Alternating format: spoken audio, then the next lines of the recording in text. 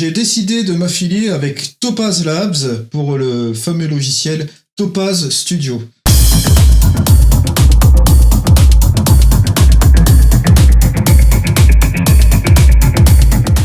Salut à tous, c'est Eddy. Alors aujourd'hui, une petite surprise. Je devais vous en parler déjà la semaine dernière, mais j'ai gardé la petite surprise pour cette semaine. Topaz Studio, il faut savoir que la version de base est gratuite. Oui, vous m'entendez bien, gratuite. Vous avez 10 filtres gratuits avec et quelques effets. Vous avez aussi également des ajustements professionnels qui là sont payants. Mais là, grâce à Eric de Topaz Labs, que je remercie vraiment fortement, je voudrais vraiment remercier parce qu'il m'a permis d'avoir des liens affiliés qui vont vous permettre d'avoir 15% sur ces ajustements pro. Là, aujourd'hui, je vais commencer la première vidéo. La seconde arrivera la semaine prochaine. Une fois par semaine, ce sera, je pense, le vendredi. Je vous confirmerai sur l'évolution de la chaîne. Je vais faire une vidéo prochainement. Ici, comme vous le voyez, je suis en train de faire le montage de la première vidéo. Et je me suis rendu compte qu'il me manquait la vidéo d'introduction où je vous présentais justement la nouvelle rubrique qui va s'inscrire dans la chaîne. Donc, il faut savoir aussi que ces ajustements pro, vous pouvez les essayer. C'est inclus dans le logiciel en version d'essai. Vous avez une version d'essai, je pense, qui est environ, oui, c'est bien ça, une version d'essai de 30 jours. Mais sinon, la version gratuite, je vous le dis, vous pouvez déjà faire des choses qui sont vraiment pas mal. C'est-à-dire que vous avez le logiciel complètement gratuit.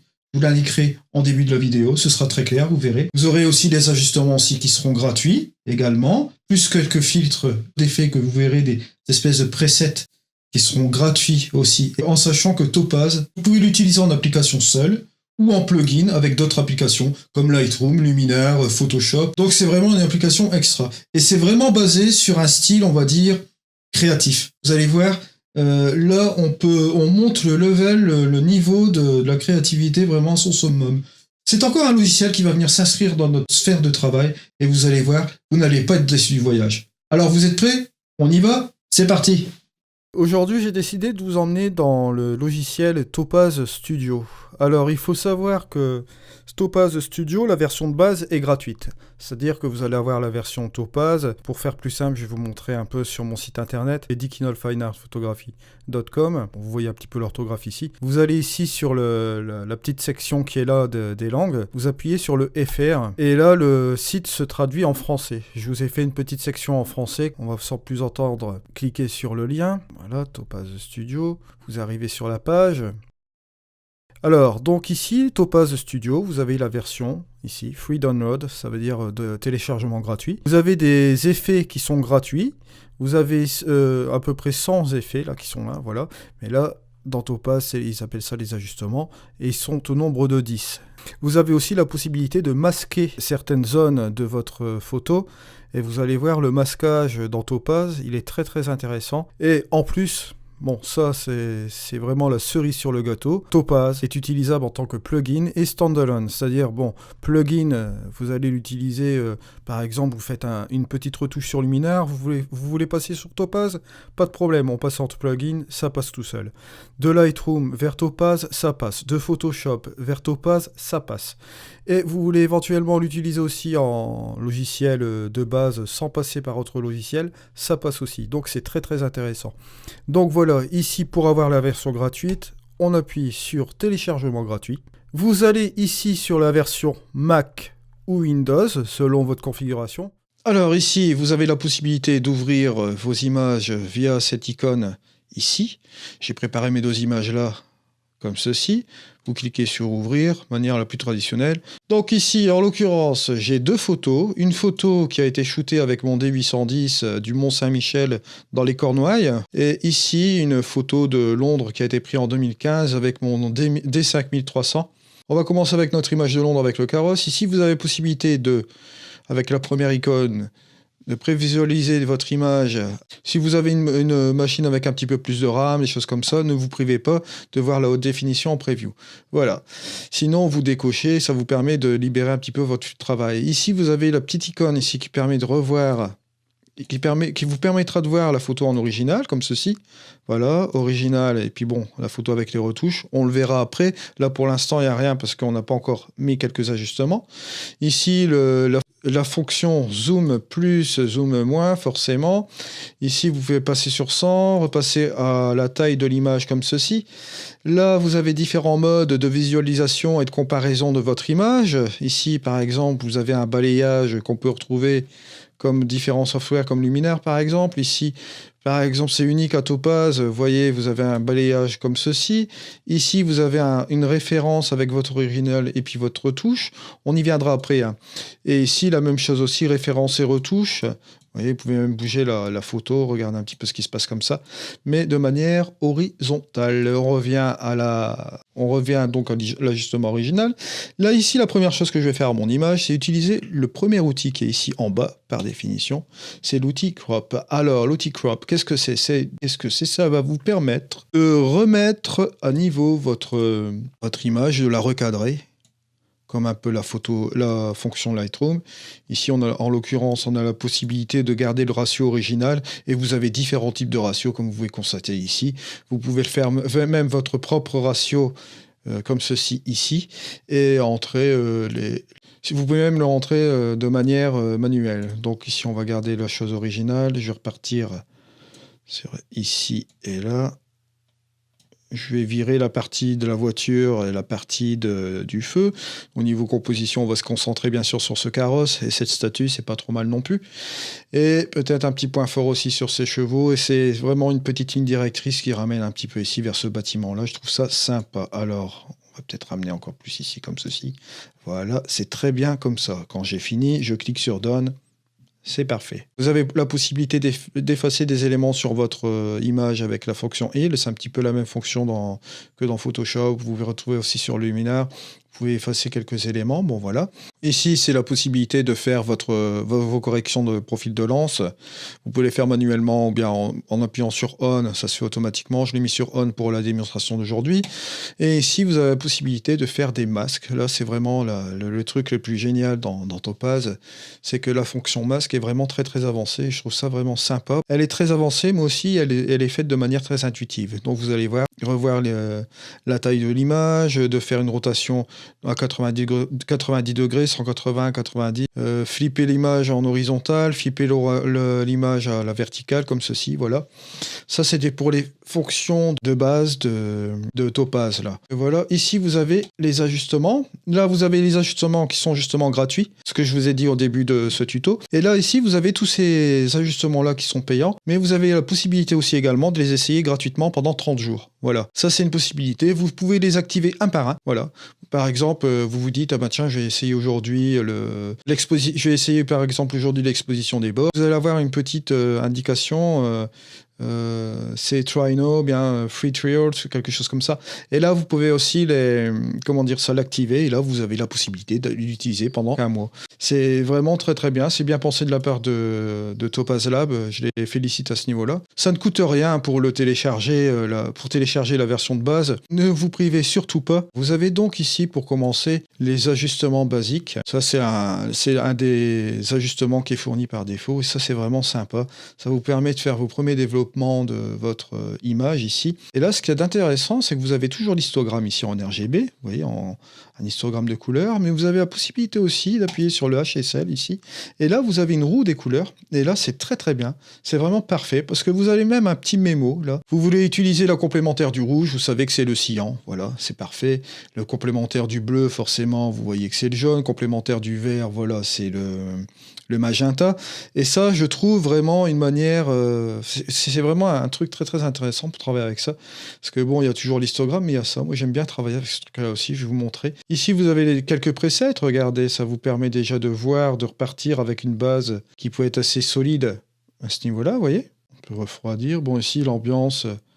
C'était une ambiance... Ça a été pris en janvier 2015, donc forcément, c'était une ambiance d'hiver. Ce qu'on pourrait faire aussi, c'est prendre une version un petit peu plus froide, comme ça, voilà.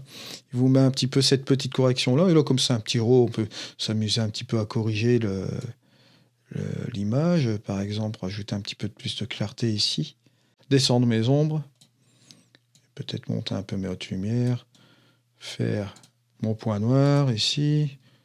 Et mon point blanc. Ah, rien de plus facile, on va le faire sur le cheval. Alors, je fais ici comme ceci. Là, je trouve ça très très bien. Je vais jouer aussi sur un autre ajustement.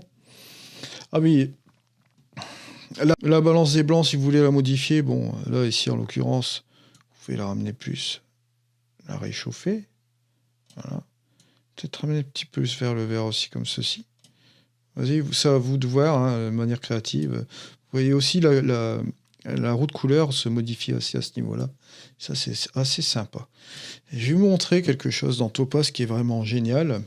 Là, vous voyez, bon, c'est les choses basiques de l'ajustement, hein. Vous pouvez monter un petit peu votre exposition. Mais ce que vous pouvez faire aussi, c'est aller dans les ajustements et aller sélectionner ici le contraste et la luminosité. Là, on joue directement sur la luminosité. Vous allez voir, ça vous montre directement la luminosité de votre image. On va passer sur la courbe, là. Peut-être jouer à peu près comme ceci et booster encore même un petit peu plus le contraste. Pas trop. À savoir que dans Topaz, quand vous commencez avec vos premiers ajustements, c'est le dernier qui prend défaut. On commence toujours par le premier, après on enchaîne sur le deuxième prend effet sur le premier, tout ça, ainsi de suite, quoi. Ça, faut le savoir. Bon, voilà. Là, ici, vous avez aussi la possibilité de booster un peu la saturation. Voilà. Et alors là, ce que je vais vous montrer, c'est assez sympa. La petite forme de créativité que vous avez dans Topaz, ici, j'ai fait exprès de prendre une scène ici. Voilà, avec une ambiance typiquement londonienne, avec la pluie, bien sûr. Et vous pouvez cliquer ici sur la photo, sur le bouton Apply. Et là, il va vous appliquer vos effets ici sur la photo juste à côté. Vous allez voir. Voilà. En ayant compilé tous vos ajustements ici. Et là, on va rajouter un style. Ici, comme par exemple, pourquoi pas Van Gogh. Vous allez voir de quoi je parle. Voilà. Ici, on va prendre c'est un preset qui s'appelle Van Gogh Canva. On va cliquer dessus. Et il va s'appliquer sur notre image. Et là, hop, ça se transforme en peinture. Bien sûr, vous allez me dire, ah, ouais, mais bon, c'est dérangeant parce que là, c'est plus une photo, c'est une peinture. Ouais, bien sûr. Mais on peut réduire l'opacité. Regardez. Et vous voyez, vous pouvez remettre votre image à 0 et booster un petit peu l'opacité de cet effet. Voilà, alors là on arrive justement, vous pouvez baisser l'opacité comme je vous ai dit comme ceci.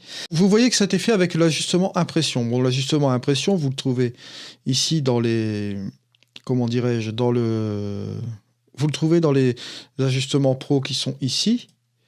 Donc si vous avez acheté le module impression, ou bien si vous voulez l'essayer, vous l'essayez, vous le voyez, vous pouvez moduler et changer le type, par exemple, de pinceau.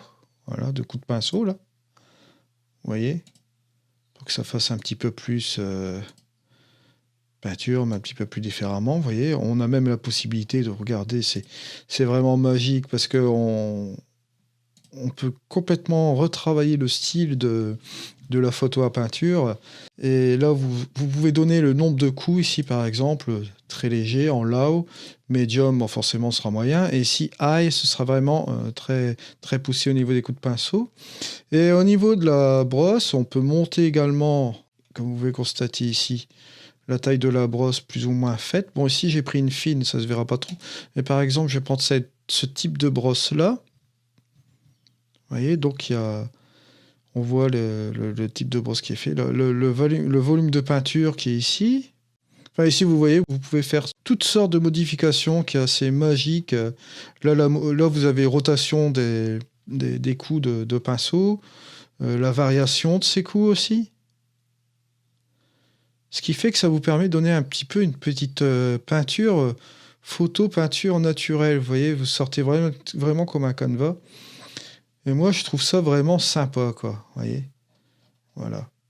On revient bien sûr en arrière. Ce que vous faites aussi, vous pouvez faire Apply. Là, il va vous compiler toujours cet effet-là. Comme ça, ce sera fait, c'est fait. Là, on va mettre par exemple un digital frame. Là, j'ai mis un petit cadre comme ceci. On peut le mettre aussi vous avez différentes textures. Bien sûr, c'est dans les ajustements pro aussi, c'est juste pour faire voir un petit peu comment cela fonctionne. Donnez-vous une petite idée, téléchargez-les, essayez-les pendant 30 jours. Comme ça vous donne une petite idée. Là, bon, vous voyez, vous avez différents types de textures qui sont assez sympatoches.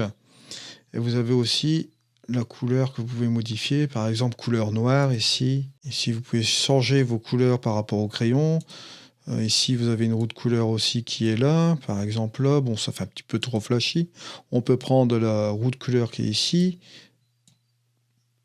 Jouer sur la luminosité pour jouer sur une autre couleur, par exemple comme ceci. Et voilà, vous pouvez même modifier votre ombre au niveau de votre cadre ici. Vous pouvez constater, là, on va monter un petit peu comme ceci, comme là. Ici, la puissance et la taille. Et ici, vous pouvez même jouer avec un effet mat sur l'image comme ceci. Là, forcément, on repasse sur l'original parce que j'ai appliqué les effets. Mais bon, vous voyez un petit peu, on est passé d'une photo qui était comme ceci. On avait fait 2-3 ajustements. Et on est arrivé à ce résultat-là, qui est assez sympatoche quand même, quoi. Là, ici, vous avez les ajustements aussi qui sont gratuits aussi, que vous pouvez essayer. L'ajustement texte, par exemple.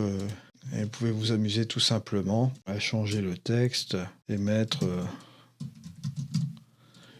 Ici.